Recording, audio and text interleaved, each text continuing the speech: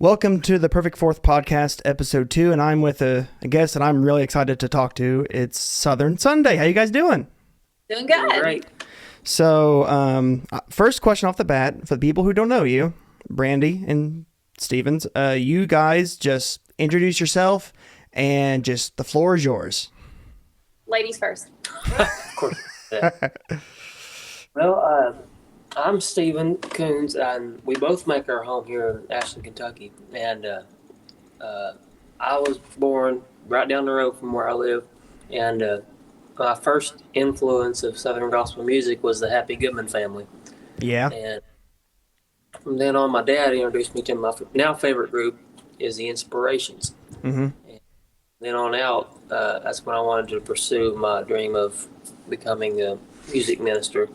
And didn't really get to fulfill my dream of doing that until last year.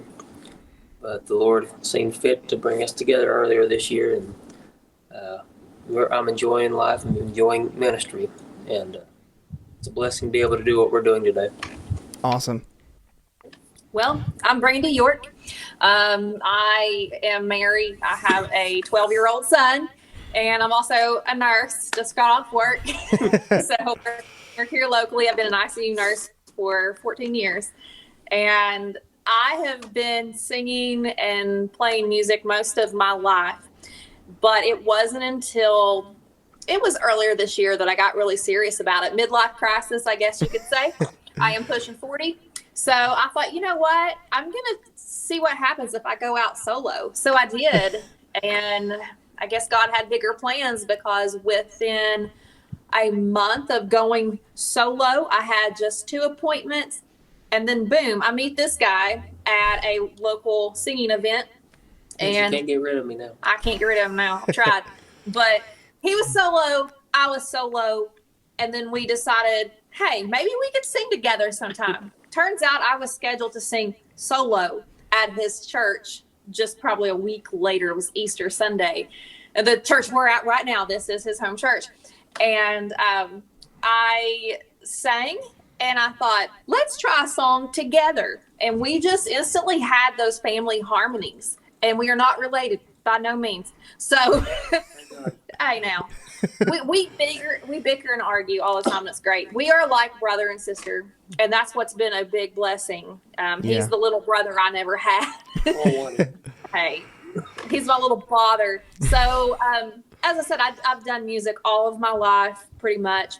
My dad had me singing foot-long songs at 3 years old. You know, these kids over here got to sing Jesus Loves Me. I'm over here learning Life's Railway to Heaven. Like, come on. At 6 years old, I learned 2 chords on the mandolin, and then I learned guitar at 8 years old. I kind of put the mandolin to the side until this year. So if you think, wow, she sounds like a 7-year-old, it's because that's where I picked up. So I am learning a few more chords on the mandolin, so you'll see me out with that. Guitar, I've been playing pretty constant since 8 years old. And I was raised on bluegrass gospel music. Mm-hmm. I also love country. Obviously, I'm very cornbread, so I do well at country. And that's just always kind of been my thing. So as a soloist, I was saying I'm Christian country. Well, he's over here saying he's Southern gospel. Well, then we both find out that we love bluegrass gospel. So we've kind of just meshed it all together. Yeah. And you're primarily going to hear bluegrass gospel from us at this point, because we both love that a lot. But, you know, there's several songs that I have written that are more along the lines of Christian country. So keyword Christian, gospel, Christian, whatever you want to call it. That's where our passion lies, because God has called us both into music ministry.